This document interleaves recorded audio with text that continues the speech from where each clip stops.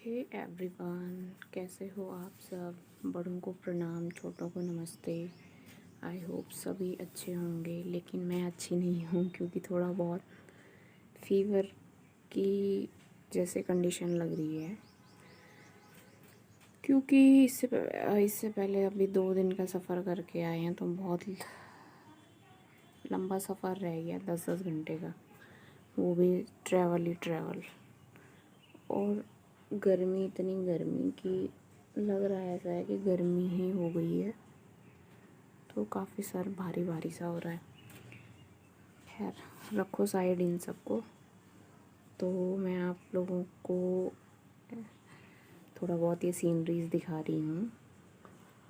ये हैं आम के पेड़, धीरे धीरे इधर गन्ने के मिलते जाएंगे, ऐसे ऐसे बहुत सारे पेड़, मतलब ग्रीनरी, बहुत ही अच्छी ग्रीनरी। और आजकल तो मुझे कुछ ज़्यादा ही भारी है ऐसी ग्रीनरी, तो मुझे लगा कि आप लोगों के साथ भी शेयर करूं इसको।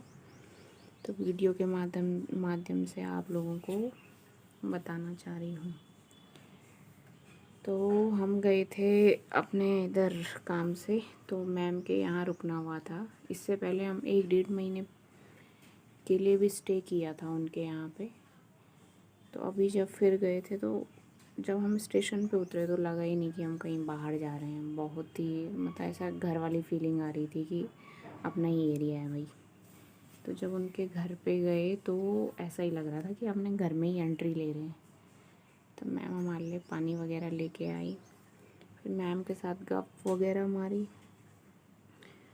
उसके बाद फिर यही पूछने लगे क्या कर रहे हो, क्या नहीं कर रहे हो, कैसे चल रही है पढ़ाई लिखाई। हमने कहा सब बढ़िया। तो फिर वो अपनी बात कर रहे थे, हम भी अपनी बात कर रहे थे। चुनाव से रिलेटेड भी बात नहीं चल रही थी, तो ऐसे ही गपशप मार रहे थे। फिर पूछने लगे हाल चाल क्या है, कैसा है। बस ऐसे ही चलता रहा सिलसिला। लेकिन उनका जिक्र इसलिए कर रही हूँ कि उनके घर पे जाके कभी भी ऐसा फ़ील नहीं होता है हम किसी बाहर वाले के यहाँ पे आए। और वैसे ही उनकी सिस्टर के यहाँ भी जाओ तो लगता ही नहीं है कि हम कहीं बाहर आए हैं। दोनों ही बहनें बहुत ही स्वीट जिसको कह सकते हैं, इतनी स्वीट है। किसी का नेचर होता है ऐसा, नेचर के साथ साथ दिल भी बड़ा होना बहुत ज़रूरी है ना। खाली एक दिखावापन और रियलिटी में मतलब दिख जाता है वो इंसान के। तो वो चीज़ है दोनों के दोनों सिस्टर अपने आप में। ये देखो, ये काउज़ हैं, ये किसके नीचे बने हैं। ये फ्लाईओवर होता है ना, फ्लाईओवर के नीचे गायों के लिए रहने का बनाया हुआ है। बीच में उनके वहाँ पे चारा के लिए रखा हुआ है। इधर उधर से गाय हैं जो मतलब थोड़ा आवारा वगैरह रहती हैं, तो उन सब के कलेक्शन के लिए बना रखा। क्योंकि इतनी गर्मी में कहाँ भटकती रहेंगी। तो वहाँ की सरकार ने बहुत अच्छे तरीके से, काफ़ी अच्छा लगा ये चीज़ मुझे। तो ये उनके छत का व्यू है। जब हम 1-1.5 महीना रुके थे तो काफ़ी ऊपर मॉर्निंग में आते थे यहाँ पे बैठना, अपना पढ़ाई कर लो, ये कर लो। तो ये वहाँ के कुछ यादगार पल हैं। फिर मैम की छत से ले रही थी मैं इस व्यू को। तो वहाँ पे काफ़ी मतलब लगता ही नहीं है कि हम कहीं आउट ऑफ स्टेशन हैं, ऐसा लगता है कि अपने ही घर पे हैं। ये देखो, यहाँ पे भैंसें नहा रही हैं पानी में, ठंडा ठंडा कूल कूल। तो इस तरीके से पूरे रास्ते में मतलब मुझे जहाँ जहाँ लगा कि दिखाना वो करना चाहिए, तो वहाँ वहाँ मैंने वीडियो शूट करती रही। तो उनको मैम को देख के तो ऐसा ध्यान आता है, जब हम 1.5 महीना वहाँ पे रुक के गए थे तो कभी ऐसा लगा ही नहीं कि हम कहीं बाहर आ रखे हैं। खाने पीने से लेके, रहने से लेके, हर चीज़ के मामले में। जब हम सुबह मॉर्निंग में पढ़ रहे होते थे, वो तो सुबह उठ के अपने लिए चाय बनाती थी, तो हमारे लिए भी लेके आ जाती थी। कौन करता है यार ऐसे, मुझे तो नहीं लगता आज की डेट में कोई करता है। स्पेशली वुमेंस जो होती हैं वो तो ना के बराबर ही होंगी। वो 1 दिन करेंगे, 2 दिन करेंगे, तीसरे दिन से उनके माइंड में यही ख्याल आ जाएगा हम नौकर थोड़ी हैं जो इनको चाय पिलाएं, है ना।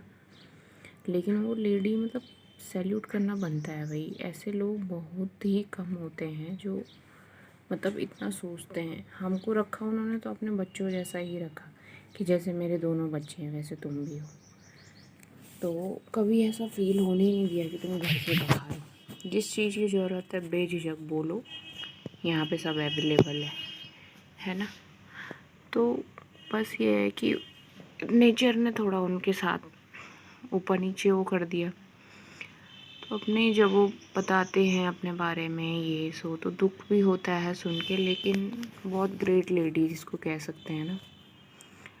वहीं पे उनकी सिस्टर है, तो समझदारी के मामले में भाई साहब, पेशेंस के मामले में, समझदारी के मामले में लाजवाब जिसको कहते हैं। इतनी समझ कैसे है मैम के अंदर, समझ में नहीं आता है। जब वो समझाती हैं छोटी वाली सिस्टर, तो मैं बोलती हूँ यार इतना कैसे आदमी को इतनी समझ रहती है। तो बहुत पेशेंस है छोटी वाली सिस्टर में कि ऐसा ये सो। और जब मुझे भी समझा रहे थे वो कि बेटा ऐसा होता है, ये होता है, तो तब लगा यार कि इनके साथ भी ऐसी घटनाएं घटित हुई हैं। तो देखो कितना मैच्योर हो गए हैं ये लोग। तो वही चीज़ समझा रहे थे, तो तब लगता है यार एक्सपीरियंस बहुत बड़ी चीज़ है ना। तो वहीं पे मैम बता रही थी कि जब हम 17 इयर्स के थे तब हम दोनों बहनों की शादी हो गई थी। तो 17 साल में ये मान के चलो 12 ही क्लियर किया होगा उन्होंने। तो 12th करने के बाद तब जाके हमारा मतलब पढ़ाई वगैरह सब हस्बैंड ने ही करवाई, जो चीज़ भी होती है, ग्रेजुएशन, पोस्ट ग्रेजुएशन, बीएड वगैरह ये सब उन्होंने करवाई। उसके बाद साइड बाय साइड तैयारी भी करते ही रहे। तब तक बच्चे भी हो गए, ऐसे भी हो गया, ये भी हो गया, सो भी हो गया। तो फिर उसके कुछ टाइम बाद 2014 में फिर जॉब भी लग गई। इतने टाइम बाद वैसे जॉब का ऐसा कुछ एज सच इशू था नहीं कि जॉब करनी ही करनी है। हस्बैंड को तो ये था कि तुम्हें अपनी स्वेच्छा से करनी है तो करो, नहीं करनी है तो कोई ज़बरदस्ती फोर्सबाजी नहीं है। तो इतने साल तक पढ़ाना, उसके बाद जॉब के लिए ट्राई करना, फिर जॉब भी लग जाना, तो मतलब इतना कुछ किया। उसके बाद फिर बच्चे भी बड़े होते चले गए, फिर उनकी पढ़ाई लिखाई। तो कभी भी ऐसा एहसास नहीं होने दिया हस्बैंड ने कि कैसे होगा, क्या होगा, जो भी होगा देखी जाएगी, कितनी भी अर्निंग है कर लेंगे दोनों के दोनों। तो ऐसा कभी ना हमारे इस तरफ की ऐसा फोर्स होता है कि तुम्हें जॉब करनी ही करनी है, करो, करनी है तो करो, नहीं करनी है तो ऐसा कोई है ही नहीं इशू कि भाई तुमने क्यों नहीं की और कैसे नहीं की और तुम्हें कैसे खिला दें हम, ऐसे फालतू मतलब ही नहीं बनता कि।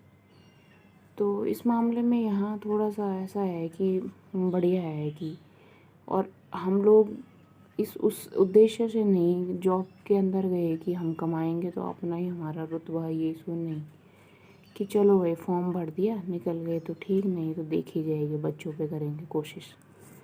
तो ये वाला सीन रहा वहाँ पे। अब जब घर की आर्थिक स्थिति ठीक नहीं है, कुछ ये चीज़ नहीं है, तब तो इंसान को हाथ पैर मारने ही पड़ते हैं ना कि नहीं यार, एक नहीं तो दूसरा ही अर्न कर ले, है ना, तभी तो घर चल पाएगा। तो कभी ऐसे हार्ड एंड फास्ट या ऐसे बोझ नहीं रहा कि नहीं तुम जॉब नहीं करोगे तो फिर तो बेकार है घर पे रहना, भाई ऐसा तो नहीं चलता, ऐसा कभी रहा नहीं कि सीन। तो तब बताते हैं अपने बारे में कि ऐसा रहा, ये रहा कि अब बच्चे भी पढ़ लिख गए हैं, एक का प्लेसमेंट हो जाएगा, दूसरा भी अब ना वो पढ़ाई चली रही है। तो ऐसे ऐसे करके बता रहे थे कि ऐसा है, ये है सो। तो वो इंसान ऐसे इंसान है कि उनको इंसानों की कमी खलती है। वो बोलते मेरे घर में कितने लोग आए, कैसे रहे हम साथ, सब साथ मिल बैठ के खाएं पिएं। और कई लोगों का क्या हिसाब रहता है कि 4 दिन भी नहीं होते हैं, 5वें दिन पूछना शुरू कर देते हैं कब जाना तुम्हें, है ना। तो कईयों का हिसाब किताब ये रहता है। तो देख लो भाई, नेचर नेचर का फ़र्क होता है। तो ये नहीं कह रही हूँ मैं कि हमारा तुम ये करो सो करो तब हम तुम्हारी तारीफ़ करेंगे। तारीफ़ हमने क्या करनी है, तो खुद दुनिया देखने वाली होती है कि तारीफ़ के लायक कौन है और कौन नहीं है ना। तो ये देख के तब लगता है कि यार ऐसे बन पाना बहुत ही असंभव है।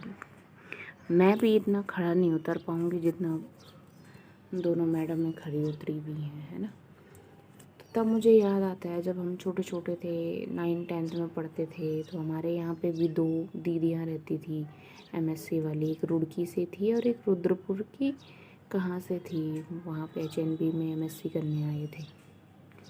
तो उनके पेरेंट्स ने यही बात की थी, इनका खाना पीना बाहर ही रहेगा और कभी इनको ज़रूरत, बाहर तो नहीं पर हाँ ऐसे कुछ था। तो उनको बाहर का खाना सूट नहीं हुआ, समझ नहीं आया, तो उन्होंने मम्मी से फिर रिक्वेस्ट की कि हम आपके साथ ही खाएंगे, आपके साथ ही बनाएंगे ये सो। तो फिर ऐसे ऐसे करके जैसे मम्मी चले जाती थी ड्यूटी पे, तो वहाँ पे उनके पास किचन छोड़ा रहता था, तो हम भी स्कूल चले गए। फिर 2-2:30 बजे घर आना हुआ, तो खाना पीना बना के अपना साइड हो जाता। तो हम कई बार मम्मी को कहते थे, यार मम्मी क्या कर रखा तुमने, ये सो वो। तो तब मम्मी यही चीज़ बताती थी कि अरे बेटा वो दूर से आ रखे हैं, ऐसा है बच्चे वैसा दूर से है। आ रखे हैं, फिर ऐसा तो है नहीं कि उन्होंने वो करना है अपना, कोई नहीं, जो भी कर रहे हैं ठीक है। तो आज वो समझ में आ रहा है कि माँ बापों का किया हुआ हमेशा बच्चों पे लगता ही लगता है, चाहे वो किसी भी रूप में लगे।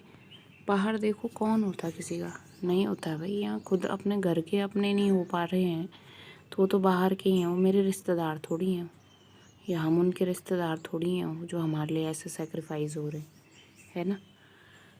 तो कहीं ना कहीं कनेक्शन तो है भाई। और एक बात और शेयर करना चाहूँगी, स्पेशली गर्ल्स के लिए है जो इस उसमें हैं, जैसे ग्रेजुएशन कर रही हैं, पोस्ट ग्रेजुएशन कर रही हैं, या अदर डिप्लोमा कोर्स या अदर कोर्सेज़ कर रही हैं। तो खाली बिल्कुल भी ना बैठें, अपने साथ के साथ अर्निंग भी करें, है ना। चाहे आपकी 2,000 की अर्निंग है, 3,000 की अर्निंग है, उससे ऊपर की अर्निंग है, बहुत ही अच्छा है। लेकिन खाली मत बैठो, ऐसे मत सोचो कि हमें सिर्फ तैयारी के लिए बैठना है, क्योंकि हम खुद इस चीज़ के एक्सपीरियंस हो चुके हैं कि सिर्फ तैयारी पे बैठने से नहीं होता है, साथ के साथ अर्निंग भी करो। जब अर्न करना लग जाओगे तब आपको थोड़ा बहुत पैसे की वैल्यू भी पता चलना शुरू हो जाएगी कि हाँ यार कहाँ पे मुझे कितना स्पेंड करना है, कैसे तरीके से यूटिलाइज़ करना है ना। तो पैसे की थोड़ा बहुत अहमियत समझ में आ जाती है। तो खाली मत रहो, कोई भी जॉब छोटी नहीं होती है, कोई भी जॉब पकड़ो लेकिन करो ज़रूर। और अर्निंग करके सेविंग करना भी सीखिए, सेविंग करोगे तो आगे के काम आएगी। और अपने पेरेंट्स का भी हाथ बटाना सीखो, क्योंकि ज़रूरतें हर किसी की ज़रूरतें हैं भाई। तो जहाँ पे ज़रूरत पड़ती है वहाँ पे उनको दो भी कि लो भाई ये इस चीज़ के लिए है, ऐसा है। तो ये अपना मतलब टाइम इतना प्रीशियस टाइम है, जब आप धीरे धीरे, लेट सपोज जैसे कोई ग्रेजुएशन में है तो 3 साल वो अगर अर्निंग करना सीख गया, धीरे धीरे करके 3 से 2 5 साल हो जाएंगे, 10 साल हो जाएंगे, तो एक लेवल ऐसा आएगा कि वो क्या है, अर्निंग के मामले में इतनी अच्छी कंडीशन पे रहेगा कि उसको ऐसे ज़रूरत पड़ेगी नहीं कि यार गवर्नमेंट जॉब ही सब कुछ है ना। तो अर्निंग ऐसी चीज़ है। और टैलेंट मतलब अगर आप तैयारी में लगे हुए हो तो आज नहीं तो कल तो हो ही जाना है। तो हो जाएगा तो वेल एंड गुड, वो तो और भी अच्छी बात है। लेकिन अपना साथ के साथ इस चीज़ को भी करते रहना कि नहीं यार मुझे खाली नहीं बैठना है। और पेरेंट्स पर डिपेंड बिल्कुल मत हो, क्योंकि अभी तो आप जैसे पेरेंट्स पर डिपेंड हो गए तो भाई ऑफ कोर्स सी बात है, माँ बाप तो कभी बच्चों के ऐसे तो करेंगे नहीं कि देंगे नहीं, पूरी पूर्ति करेंगे। लेकिन दिक्कत कब आएगी, बाद में, जब आप दूसरे पर डिपेंड होना शुरू हो जाओगे। तो आपको जब वो चीज़ें नहीं मिलती हैं जो माँ बापों ने दी है, तब आप क्या हमेशा रिग्रेट की तरफ जाने लग जाते हो कि यार हम जब अपने घर में रहते थे तो ऐसा होता था, ये होता था, अब तो ऐसा नहीं होता है। तो ये नौबत ना आए, उससे अच्छा ये है कि पहले से ही आप अपने को इतना स्ट्रॉन्ग ऐसा ढाल दो कि कभी भी क्या हो, इन चीज़ों का सामना करने का नौबत ना आए, है ना। तो हमेशा ये याद रखना कि खाली मत बैठना, अपना अर्निंग करते रहो, दूसरे पे डिपेंड मत रहो। ऐसे कब तक हाथ फैलाते रहोगे, एक दिन फैलाओगे, 2 दिन फैलाओगे, या फिर सामने वाला ही ऐसा बंदा हो कि जो सोचे कि हाँ यार ज़रूरतें तो हर किसी की होती हैं, है ना। समय आने में थोड़ा टाइम लगता है, लेकिन इन चीज़ों से सीखो और डिपेंड मत हो किसी पे भी। तो अपने समय का सदुपयोग करो, जीवन का भी सदुपयोग करो, सब कुछ अच्छा होगा, मस्त होगा। बस इसको जीना सीखो और इसके साथ सरवाइव करना सीखो कि किस तरीके से हमें सरवाइव करना है। बाकी दुनिया तो, लाइफ तो बहुत बड़ी है, हर दिन कुछ अच्छा नया करते रहोगे तो क्या है, हर दिन आपको अच्छा नया ही मिलता रहेगा, है ना। तो इस तरीके से आप क्या है, अपने टाइम को यूटिलाइज़ कर सकते हो। तो ये वीडियोस बनाने का मुझे काफ़ी अच्छा माध्यम लगा ये यूट्यूब। आप अपने विचारों को थोड़ा बहुत साझा कर सकते हो, तो अच्छा प्लेटफॉर्म है यूट्यूब। बाकी आप बताना सीनरी कैसे लग रही है, वीडियो कैसे लग रही है, और like share subscribe the channel. मैं देख रही हूँ कि वीडियोस तो सब देखते हैं, लेकिन लाइक कोई नहीं करता है, सब्सक्राइब भी इक्के दुक्के करेंगे। तो please like share subscribe the channel and ऐसे ही वीडियोस देखने के लिए हमारे साथ बने रहिए।